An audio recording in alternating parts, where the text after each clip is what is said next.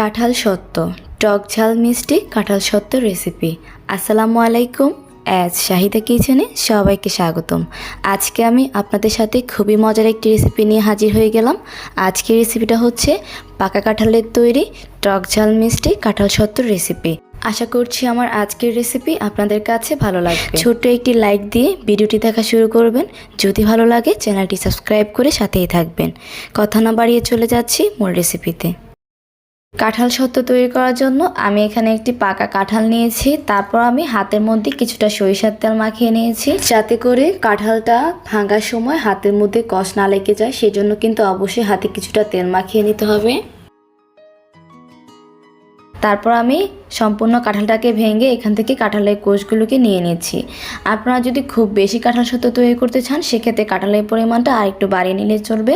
আমি আজকে এই কাঁঠালটা দিয়ে কাঁঠাল সত্ত্ব তৈরি করব। এই এক এক করে আমি সবগুলো কাঁঠালের কোষ নিয়ে নিলাম। এই তো আমার এখানে এতটুকু পরিমাণে কাঁঠালের কোষ হয়েছে। এখন আমি এই কাঁঠালের কোষ থেকে বিচিটাকে আলাদা করে নিচ্ছি। সেই সাথে বিচির সাথে কিন্তু সামান্য একটা আবরণ থাকে, ওই আবরণটাকেও আমি ফেলে দিয়েছি। এই তো কাঁঠালের কোষ থেকে বিচিটাকে আলাদা করে নিয়েছি।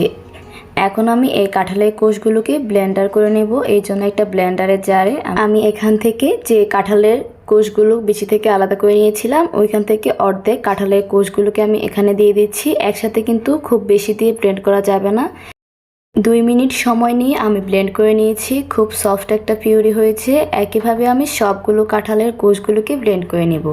যে পাত্রে আমি কাঁঠাল সত্ত্বটা বানাবো সেই পাত্রে আমি কাঁঠালের পিউরিটাকে নিয়ে নিচ্ছি। দেখুন খুবই স্মুথ একটা কাঁঠালের পিউরি হয়েছে। এই তো সম্পূর্ণ পিউরিটাকে নিয়ে নিলাম। এখন আমি এখানে অ্যাড করে দিচ্ছি মেজারমেন্ট কাপের 1 কাপ পরিমাণে চিনি।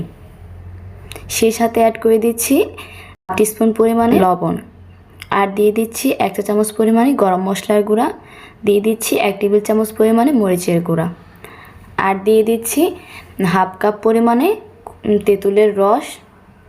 আমি এখানে তেঁতুলকে চটকিয়ে নিয়েছিলাম পানি দিয়ে, তারপর এই রসটাকে এখানে অ্যাড করে দিচ্ছি। তারপর আমি সবগুলো উপকরণকে খুব ভালো করে মিক্স করে নিচ্ছি।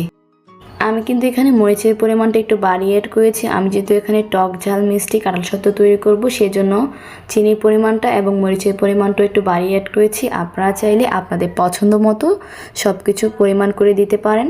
এই তো সবগুলো উপকরণ খুব ভালো করে মেশানো হয়ে গিয়েছে।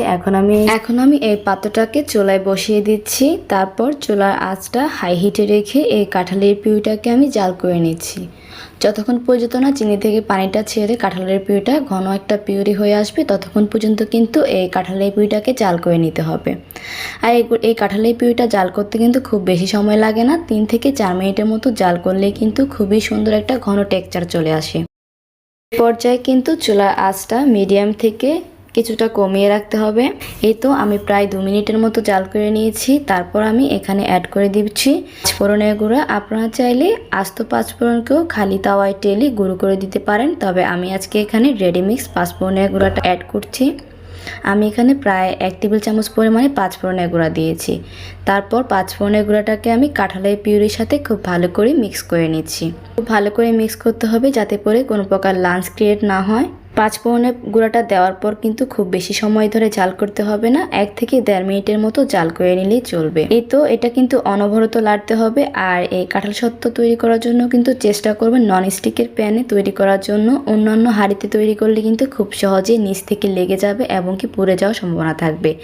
এই ধরনের ননস্টিকের পাতিলে কিন্তু কাঁঠাল সত্ত্ব কিংবা আম সত্ত্ব তৈরি করলে নিচ থেকে সহজেই লেগে যায় না, খুবই ভালো করে জাল করা যায়। আমি ঘনত্বটা এরকম রাখতে চাচ্ছি। আমার এখানে পিউরিটা একদমই পারফেক্ট হয়েছে। এখন আমি এই কাঁঠালের পিউরিটাকে চুলা থেকে নামিয়ে নিচ্ছি। তারপর যে পাত্রে কাঁঠাল সত্ত্বটা সেট করব সেই ট্রেতে আমি কয়েক ফোঁটা সরিষার তেল দিয়ে সম্পূর্ণ ট্রেটাকে আমি ব্রাশ করে নিচ্ছি। তেল কিন্তু অবশ্যই দিতে হবে, তা না হলে কিন্তু কাঁঠাল সত্ত্বটা উঠে আসবে না। তারপর আমি তৈরি করে রাখা কাঁঠালের পিউরিটাকে ঢেলে দিলাম। ঢেলে দেওয়ার পর এভাবে একটু খুন্তির সাহায্যে সবগুলো কাঁঠালের পিউরিকে আমি ডিশের মধ্যে দিয়ে দিচ্ছি। দেখুন ননস্টিকের প্যানে নেওয়াতে কিন্তু নিচ থেকে একটু লেগে যায়নি, খুবই ক্লিন হয়ে আসছে। তারপর আমি এভাবে একটু ছড়িয়ে দিচ্ছি। তারপর এক পাশ থেকে এভাবে একটু ডিশটাকে আমি ধরলাম যাতে করে সমান দিকে হয়। এখন আমি এই কাঁঠালের পিউটাকে শুকিয়ে নেব। আপনারা চাইলে রোদে দিয়েও শুকাতে পারেন, তবে আমি আজকে এই কাঁঠালের পিউটাকে গ্যাসের চুলার নিচে দিয়ে শুকাবো। এই তো আমি প্রায় 2 দিনের মতন সময় নিয়ে কাঁঠালের পিউটাকে চুলার নিচে দিয়ে এপাশ ওপাশ করে কাঁঠালের সত্ত্বটাকে শুকিয়ে নিয়েছি।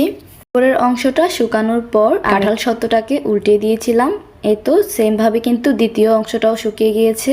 এই তো দেখুন খুবই সুন্দর এবং মোটা লেয়ারে আমি কাঁঠাল সত্ত্বটাকে তৈরি করেছি।